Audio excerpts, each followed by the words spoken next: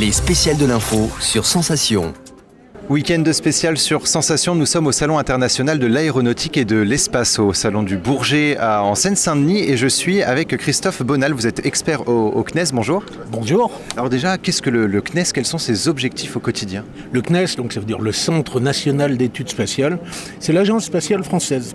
C'est l'agence régalienne gouvernementale qui permet d'utiliser au mieux l'argent des contribuables pour faire des programmes spatiaux, d'observation de la Terre, environnement, défense, télécommunications, enfin le panel est très très large. Voilà. Et donc on est 2500 à peu près, couvrant la totalité des domaines, répartis entre le siège à Paris, avec la direction des lanceurs aussi qui est à Paris. Le grand centre technique est à Toulouse, et on a le centre spatial guyanais qui est connu sous le nom de Kourou. Voilà. Alors l'un des sujets, l'une des thématiques que vous développez au sein de ce salon du Bourget, enfin salon international de l'aéronautique et de l'espace, ce sont les débris justement dans l'espace et la durabilité des activités spatiales. Alors quels sont justement les problèmes rencontrés dans l'espace avec ces débris?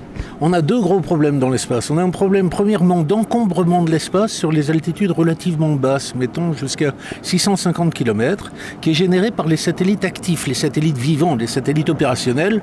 Aujourd'hui, on estime qu'il y en a 8000 à peu près. Il devrait y en avoir, vers 2030, il devrait y en avoir 30 000, voire même 100 000. Et là, c'est vraiment une histoire d'encombrement, de gestion des orbites, de code de la route, ni plus ni moins.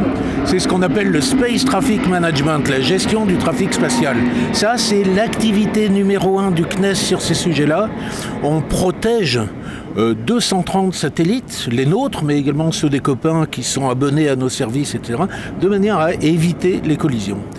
Deuxième sujet, c'est beaucoup plus haut, entre 700 et 1100 km d'altitude. Là, c'est le domaine des vieux gros débris. Des débris qui souvent datent des années de la guerre froide. Et là, quand je dis des gros, c'est des bus, 9 tonnes, 9 mètres, et qui, par exemple, passent à moins de 100 mètres l'un de l'autre une fois par mois, quoi. Donc, ce qu'on craint, c'est vraiment des collisions et entre objets non manœuvrants. Donc, il faut aller les rechercher. Il faut absolument aller vider de l'espace de ces débris les plus dangereux, de manière à éviter une cascade liée à des collisions en chaîne, ce qu'on appelle le syndrome de Kessler. Il y a finalement presque un enjeu environnemental, justement, même dans l'espace avec ces débris? Alors environnemental, non.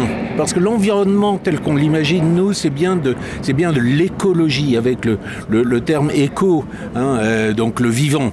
Là, dans l'espace, il n'y a absolument rien de vivant, c'est très clair. Et donc, il n'y a pas de pollution, au sens pollution environnementale terrestre. J'ouvre une parenthèse, il peut y avoir des problèmes quand les satellites, quand les débris retombent sur Terre. Là, il peut se poser des problèmes. On peut tuer quelqu'un, il peut y avoir des pollutions. Mais sinon, tant qu'on est dans l'espace, les collisions dans l'espace, non, il n'y a aucun enjeu environnemental. Merci beaucoup Christophe Bonal d'avoir été avec nous sur Sensation pour répondre à ces questions. Le Salon international de l'aéronautique et de l'espace, ça continue dans une heure. On se retrouve dans une heure pour vous faire découvrir ce Salon international, et vous pouvez retrouver tous nos podcasts sur notre site et notre application Radio Sensation. Les spéciales de l'info.